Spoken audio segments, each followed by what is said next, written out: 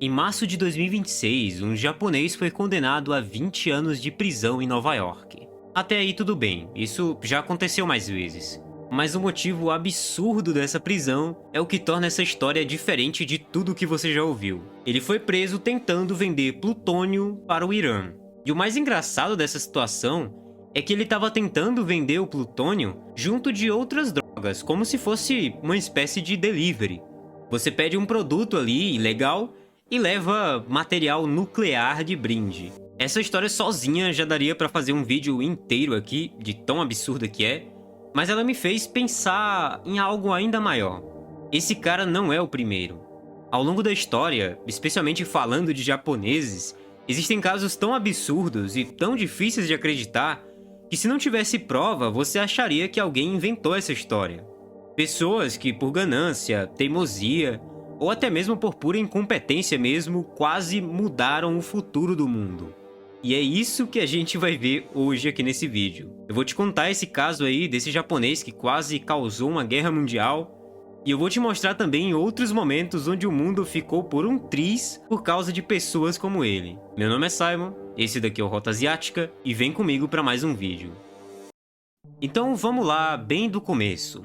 Takeshi Ebisawa é apresentado nos documentos como um líder da Yakuza, a máfia japonesa. Ele estaria supostamente envolvido com vendas de coisas ilegais, lavagem de dinheiro, aquele perfil clássico de vilão de filme de ação. Mas existe um detalhe bem engraçado aqui. Pesquisadores que investigaram a história dele dizem que provavelmente ele só era um farsante, um golpista mesmo. Já dá pra perceber aqui, desde o começo, que essa história não faz muito sentido. A polícia americana começou a investigar ele desde 2019. Durante 3 anos, um agente disfarçado foi se infiltrando na rede de contatos dele, fingindo-se alguém interessado nos produtos que ele vendia. E sem que o Ebisawa soubesse, ele já estava apresentando um agente para todo mundo na sua rede internacional. E essa rede era muito grande, inclusive. Ia desde o Japão até a Tailândia, Mianmar, Sri Lanka e Estados Unidos. Ele vendia de tudo, desde arsenal militar, e inclusive alguns eram roubados dos americanos, e tinha um pouco de tudo nesse catálogo. E em determinado momento você encontra plutônio. Ebisawa foi apresentado a outro agente disfarçado. Esse interpretava um general iraniano responsável pelo programa nuclear do Irã. E Ebisawa, sem nem piscar, já confiou neles e começou a negociar a venda de urânio e de plutônio de grau bélico. Quando o falso general perguntou se o urânio era um urânio de qualidade, o Ebisawa respondeu: eu acho que sim. Eu espero que sim. Ou seja, o cara não fazia a menor ideia do que ele estava vendendo, mas ele continuava vendendo. E o pior de tudo é que as amostras eram reais. Um laboratório americano confirmou que o material continha plutônio de grau bélico de verdade. E até hoje ninguém sabe exatamente de onde que ele conseguiu isso. Em 2022, ele foi preso em Nova York junto de 3 sócios tailandeses. E em março desse ano, ele foi condenado a 20 anos de prisão. E é assim que acaba a história de um homem que quase vendeu o fim do mundo para um agente do Irã que na verdade era um americano disfarçado. Tudo isso só por engano. O cara realmente não tinha pensado nas consequências disso. Agora deixa eu te contar essa outra história absurda aqui. Em dezembro de 1944, o tenente Hiro Inoda foi enviado para a ilha de Lubang, nas Filipinas. A missão era conduzir operações de guerrilha e dificultar o avanço aliado. Naquela época, vale lembrar que o Japão ainda estava em guerra com outros países. A ordem do comandante foi muito clara: nunca se renda. Lute até recebermos você de volta. Só que a guerra terminou em 45, e o Onoda não foi avisado. Ou melhor, ele foi avisado várias vezes, mas ele decidiu não acreditar. Aviões lançaram panfletos anunciando a rendição do Japão.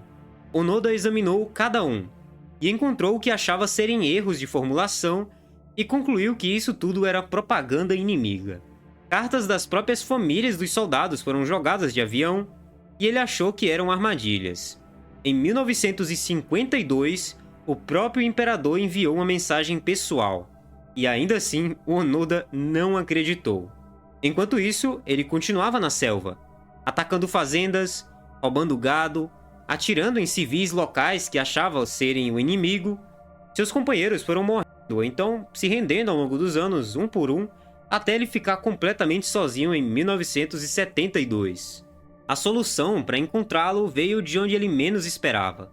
Em 1974, um jovem japonês chamado Norio Suzuki decidiu que ia fazer uma viagem pelo mundo em busca de 3 coisas: o Tenente Onoda, um panda gigante e o Yeti. Nessa ordem mesmo. Esse jovem não era militar, ele não tinha treinamento, não tinha nem plano. Ele simplesmente foi para a selva de Lubang e começou a gritar o nome do Onoda. E ele conseguiu encontrar ele em 4 dias. Mas mesmo assim, você acha que o Onoda se rendeu? Você tá errado. Ele disse que só obedeceria a uma ordem direta do seu comandante.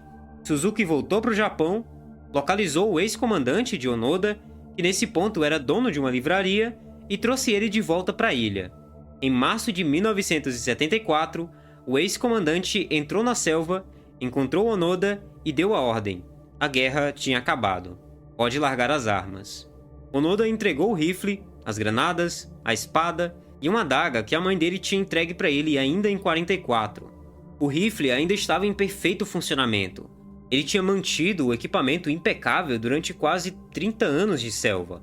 Ele voltou ao Japão e foi recebido como um herói nacional. Pelo menos isso, né? Takeo Yoshikawa, o espião que trabalhou demais pra nada.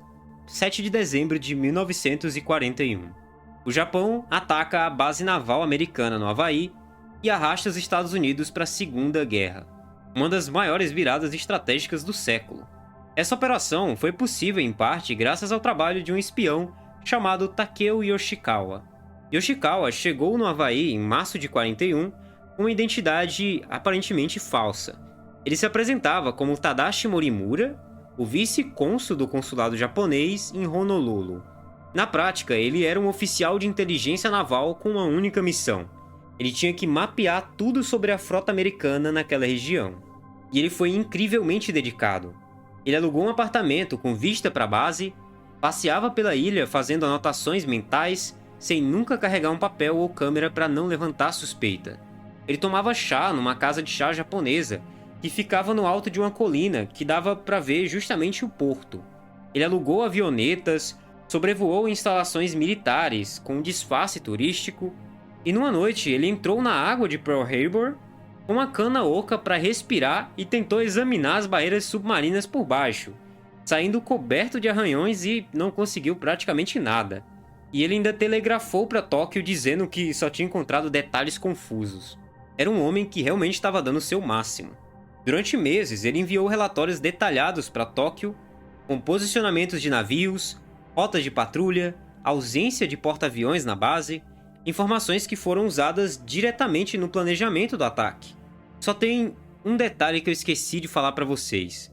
O código que ele usava para comunicar essas informações, o chamado Código Purple, já tinha sido descoberto e decifrado pelos americanos, e fazia muito tempo. As comunicações entre o consulado e Tóquio já estavam sendo vigiadas e lidas em Washington enquanto Yoshikawa mandava cada relatório. Os americanos sabiam que havia um espião ativo em Pearl Harbor. Eles sabiam que ele estava monitorando tudo. Inclusive, eles tinham chegado perto de identificá-lo, porque o nome Tadashi Morimura simplesmente não existia no registro japonês. E além disso, o rapaz era claramente jovem demais para o cargo que ele dizia ter. E então o ataque aconteceu.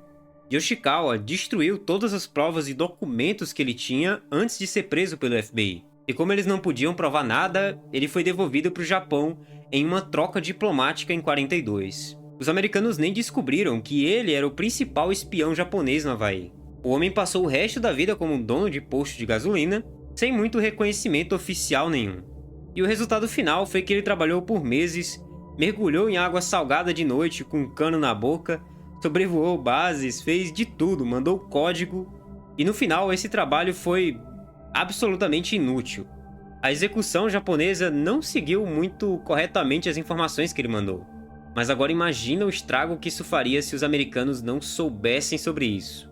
Enfim, eu tenho muitas outras histórias aqui parecidas com essa. Se vocês gostarem desse formato aqui, diferente que a gente tá testando, comenta aqui embaixo, fala aí o que você pensa. Se você gosta de história também, de conhecer mais coisas do passado, deixe seu comentário aqui, eu vou estar conversando com vocês e respondendo aqui os comentários. um golpista que se vendia como Yakuza e quase colocou uma arma nas mãos do Irã, um soldado que ficou 30 anos na selva porque ninguém convencia ele que a guerra tinha acabado, um espião que fez de tudo e no final não serviu de muita coisa o trabalho dele. O mundo ficou várias vezes em mãos muito duvidosas e sobreviveu não pela competência dos envolvidos, mas pela sorte que eles tiveram. Muito obrigado por assistir até aqui e eu espero você no próximo vídeo que está aparecendo aqui na tela.